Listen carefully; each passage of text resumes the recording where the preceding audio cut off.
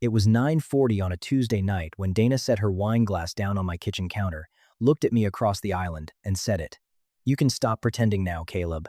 I was standing there with a dish towel over my shoulder and her husband's spare house key still in my pocket, the brass one he'd pressed into my hand at the airport that morning, the one I hadn't been able to make myself set down all day. I didn't move. The dishwasher hummed. Somewhere down the hall, a clock I'd fixed for them 2 summers ago ticked once, and I realized I had no idea what she meant, or maybe I did and I just spent 11 months refusing to. Before I tell you what I said back, I have to tell you who Marcus and Dana were to me, and why I was the one standing in their kitchen the night he left. My name is Caleb Mercer. I'm 36 years old, and I install and repair heating systems for a living out of a small shop on the east side of Boise, Idaho. It's not work that turns heads at a dinner party. I show up when somebody's furnace dies in January. I crawl through basements and crawl spaces. I fix the thing. I write up the invoice. I drive home. The pay is steady. The work is on. Hanja. For a long time, that was enough for me, and I'd stopped expecting it to be anything else. I've lived alone in a rented bungalow on Crescent Street for 3 years, ever since my wife Renee left. There was no affair, no screaming, no plates thrown across a room. She just sat across from me one night and told me, in a voice more tired than angry, that being married to me was like living in a house with the heat turned down 2 degrees too low. Comfortable enough that you couldn't complain. Cold enough that you never quite settled. She wasn't trying to wound me, she just meant it. And the worst part was that I understood exactly what she was describing. Marcus Vale was my best friend going back to community college, the kind of friend who shows up with a truck and a case of beer before you've even finished asking. He sold commercial real estate, traveled 4 days out of every 2 weeks, and he was loud in all the ways I wasn't the guy who filled a room so completely that nobody noticed the quiet man in the corner, which suited me fine. He married Dana 6 years ago. I stood next to him at the altar and held the ring. And Dana was the one who'd slip out to the back porch during their loud dinner parties, the same way I did, and stand there in the cold not saying anything. 2 quiet people sharing the same silence on opposite ends of a railing. There's one thing I should have paid attention to, and didn't. 14 months ago, their water heater gave out on a Sunday while Marcus was in Denver. I drove over, spent 3 hours in their basement soaked to the elbows, and when I was done, Dana handed me a cup of coffee in a plain gray mug with a chip on the rim. I told her I had to get home. I took the mug anyway. I never gave it back. It's been sitting on the shelf above my own coffee maker for 14 months, and I have drunk out of it almost every morning, and not once in all that time did I let myself ask why I couldn't return one cheap ceramic mug to a house 3 miles away. That was the man I was, the night Marcus called me with the favor. He called on a Thursday. I was at the shop closing up, the smell of solder and cold metal in the air, when his name lit up my phone. He talked the way he always talked, fast and certain, no space in it for anyone to say no. He had a deal in Phoenix. A big one, the kind that could set him up for a couple of years, and it was going to keep him out of town for 10 days, maybe 12. And Dana's sister, who usually checked in on her when he traveled, had just had surgery on her knee and couldn't drive. "I don't want her in that house alone for 2 weeks, man," he said. "You know how the heat's been cutting out. And there's the thing with the back gate, and the garbage disposal you said you'd look at. Just swing by, have dinner. Make sure she's not eating cereal standing over the sink every night. You're the only guy I trust to be in my house when I'm not in it. You're the only guy I trust around her, period." He laughed when he said that last part, like it was the most obvious thing in the world, like it was a compliment, which it was, and like it cost him nothing, which it did, because the whole reason he trusted me was that I was the quiet one, the safe one, the man with the heat turned down 2 degrees too low. I said yes. Of course I said yes. You don't say no to Marcus, and more than that, I didn't have a reason to want to. I told myself I was doing a favor for my oldest friend. I told myself a lot of things that week. He left the next Tuesday morning.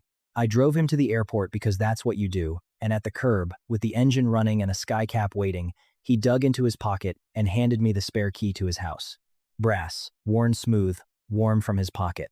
"Side door sticks," he said, lifted on the hinge. "Thanks, brother. I owe you." Then he was gone through the sliding doors, and I sat there at the curb with the key in my hand for longer than I should have before I put the truck in drive.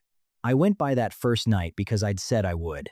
The house sat the way it always sat, on a quiet cul-de-sac where the lawns were trimmed and the porch lamps came on by themselves at dusk. I let myself in the side door, lifted it on the hinge the way he'd said, and the smell of the place hit me, that particular smell of a house that belongs to other people, candles and clean laundry, and something baking. Dana was in the kitchen. She'd made dinner.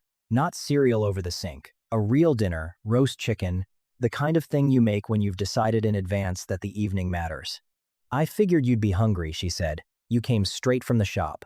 She was right. She'd known I would. I didn't think about that until much later. We ate at the kitchen island, the two of us, and it was easy in a way I wasn't expecting. I'd known Dana for 6 years, but I'd known her across crowded rooms, with Marcus in the middle of every conversation steering it where he wanted it to go. I had never once sat across from her with no one else in the house. She asked me about the shop. She asked the right questions, the second and third questions, the ones that meant she was actually listening and not just waiting for her turn to talk. She remembered things. She remembered that I'd taken on an apprentice last spring and asked how he was working out. She remembered that my mother had passed 2 winters ago, and she didn't make a thing of it, just touched the edge of it gently and moved on when she saw I didn't want to stay there. I fixed the garbage disposal after dinner. Took me 10 minutes. She stood in the doorway with a dish towel and watched me work, and when I came up from under the sink, she was looking at me with an expression I didn't have a name for, and she turned away too fast, like she'd been caught. I went home that night and stood in my own kitchen with the lights off for a long time. I told myself it was a nice evening. I told myself I was glad to help Marcus. I took the chipped gray mug down off the shelf, washed it, dried it, and put it back, and I did not let myself wonder why my hands knew that mug so well. The next 9 days fell into a shape. I'd close the shop, drive across town, let myself in the side door. Dana would have something on the stove. We'd eat at the island, and then I'd find some small thing to fix, because the fixing gave my hands something to do and gave us both a reason for me to still be there at 9 o'clock. The back gate, the heat that cut out in the upstairs bedroom, a cabinet hinge that had been loose so long the wood had worn a groove.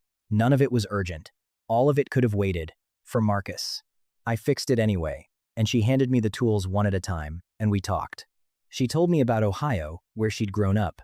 Her father had run a hardware store in a small town, the kind with a wooden floor that creaked and a bell over the door, and she'd spent her childhood sorting screws into bins by size and learning the names of tools most people couldn't identify.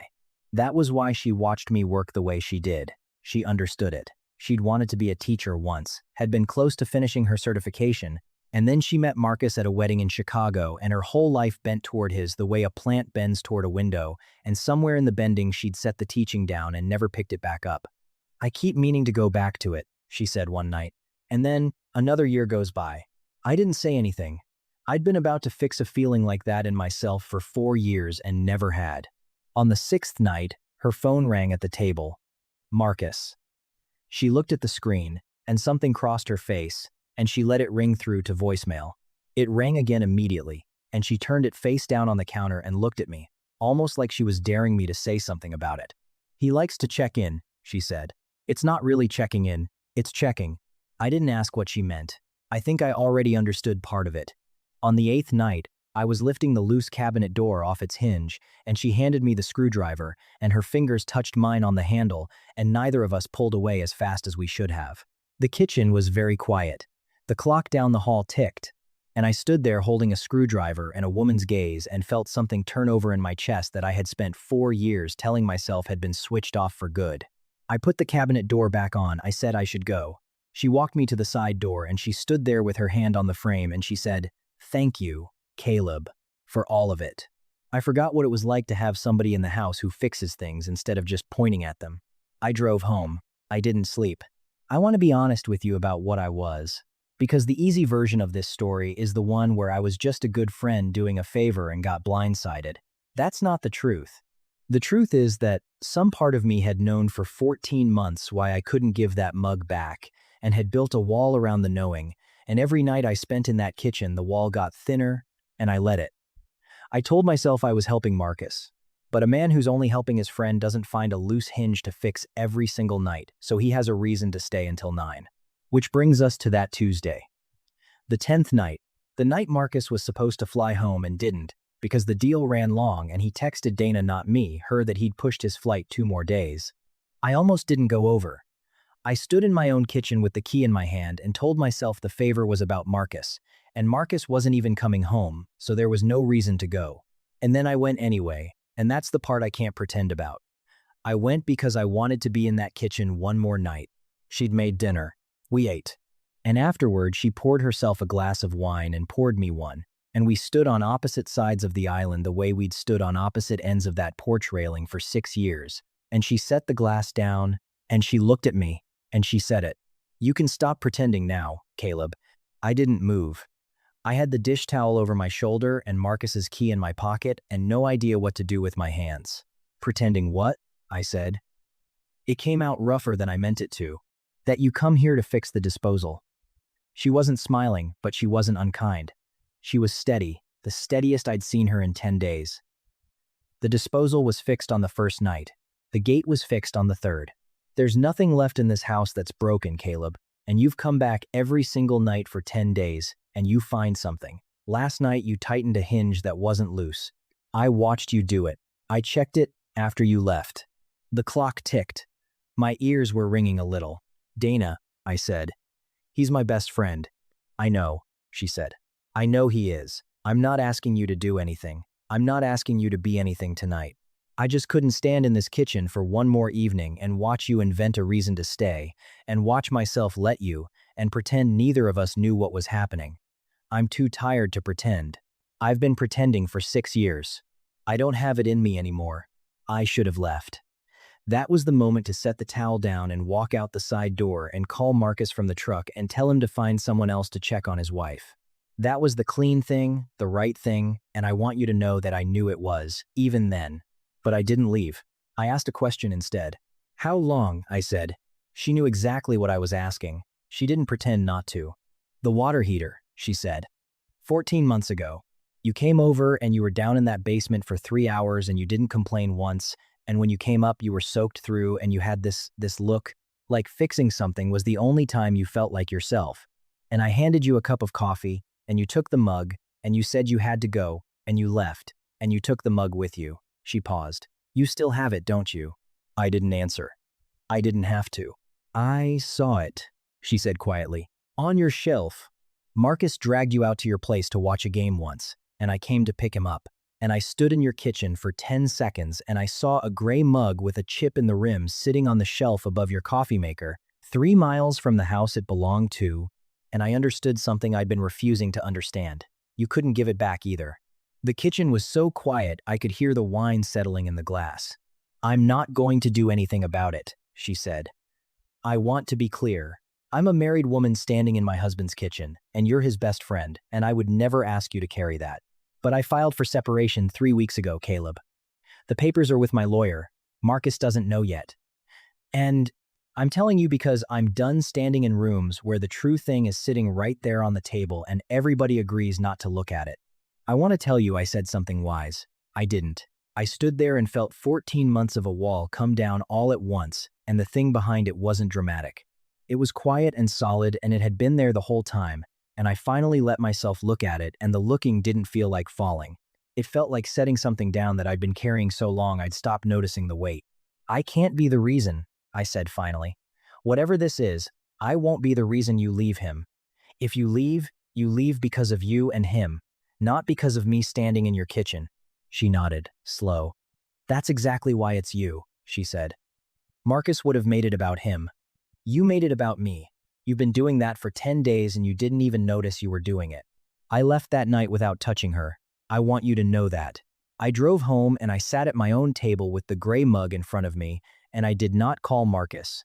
Because there was nothing to confess, nothing had happened, and because there was everything to confess, and I didn't have the words for a thing that lived in a kept mug instead of in any action I'd taken. Marcus came home 2 days later. He came home loud, the way he did everything. A bag in each hand and a story about the deal already halfway out of his mouth before he was through the door. And he found out about the separation papers the way Marcus found out about everything that didn't fit his version of the world badly, and at full volume. He called me that same night. I was at the shop. I almost didn't pick up, and then I did because not picking up would have been its own kind of lie. You were in my house, he said. No hello. His voice was flat in a way I'd never heard from him, all the loud pressed out of it. 10 days, in my house. With my wife. I said. Fixing things. Like you asked. Don't. The word came out like a door slamming. Don't you dare stand there and tell me you were fixing the disposal, she told me, Caleb. She told me she's leaving, and then she said your name, and she didn't even mean to. She said your name like it was already part of a sentence she'd been saying in her head for a year. I didn't defend myself. I want you to understand that, because it matters for what came after. I could have told him nothing happened, which was true. I could have told him I never touched her, which was true. Instead, I said, the only thing that was completely honest. Nothing happened, Marcus. I never laid a hand on her. But you trusted me in that house because you thought I was too quiet to be a threat, and that's the part I have to live with, because you weren't wrong about the quiet. You were wrong about what it meant. He hung up. The next 2 weeks were the worst of it. Marcus did what Marcus did when the world stopped agreeing with him. He went to work on the story. He called the people we both knew. Our old crowd from community college, the guys I'd known for 15 years, and he told them a version where I'd spent a decade waiting in the wings, where the quiet man in the corner had been a snake the whole time, where he'd handed me his house key in good faith, and I'd used it to steal his wife out from under him while he was gone earning a living. The cruel thing about it was that he wasn't entirely lying. That's what made it land. He took the true part that I'd kept a mug, that I'd found reasons to stay, that there was something real in me that bent toward Dana, and he wrapped it in a lie. The lie that I'd acted on it, that I'd planned it, that the 10 days had been a seduction instead of two lonely people failing to keep a wall up. And the true part underneath made the lie impossible to deny. Because how do you stand in front of 15 years of friendship and say, I didn't do the thing, I only wanted to? The calls stopped coming. The invitations stopped. One by one, the people I'd known half my life decided that the version with a villain in it was easier to hold than the version with two sad people in a kitchen, and I didn't blame them. Because the version with a villain is always easier. I lost most of them. I'm not going to pretend I didn't. That was the price, and I paid it, and there were nights I sat in my kitchen and wondered if the mug had been worth the whole life it cost me. Dana, meanwhile, moved out of the house on the cul-de-sac. She didn't move in with me. I want to be clear about that, because it's the part of the story I'm proudest of, and it was her idea, not mine. She got a small apartment above a bookstore on the other side of town, 2 rooms and a window that looked out over the street, and she went back to finishing her teaching certificate, the thing she'd set down 6 years before. And she told me, the one time we spoke in those weeks, that she needed to be a person with her own address before she could even think about being part of someone else's. I'm not going to come out of one marriage and fall straight into you like you're a soft place to land, she said. You deserve more than to be where I land. And I deserve to know who I am when there's nobody else in the house. I've never known that. Not once in my whole life. I want to find out. So we waited. We didn't call each other. That was the rule she set and I kept. No texts after 9. No dropping by. For 6 months, the only thing between us was distance and the decision, made separately, in 2 different apartments on 2 sides of the same city, about whether the thing we'd felt in that kitchen was real or just the warmth 2 cold people generate when they stand close enough. The divorce went through in the spring. Marcus fought it the way he fought everything, loud and certain and wrong. And in the end, his own lawyer talked him into a settlement, and he took the house and the better car and moved to Phoenix, where the deal had been, and he remarried inside a year to a woman who, from what I heard, never once stood quietly on a back porch. I hope he's happy. I mean that with less bitterness than you'd expect. He wasn't a villain. He was just a loud man who'd never learned that the quiet around him was a person too, and by the time he learned it, it was too late. And that's a sad thing, not an evil one. I saw Dana again in October. She crossed the street from the bookstore on a cool Saturday morning while I was loading a furnace unit into the back of my truck, and she stopped at the curb, and she didn't come closer. 6 months, she said. I know, I said. I've been counting. She smiled, and it was the smile I'd seen for half a second across that island 100 years before, the truest one, the one she didn't use often. You want to get coffee? She asked. I have a place now. There's a kitchen. It's small. But it's mine.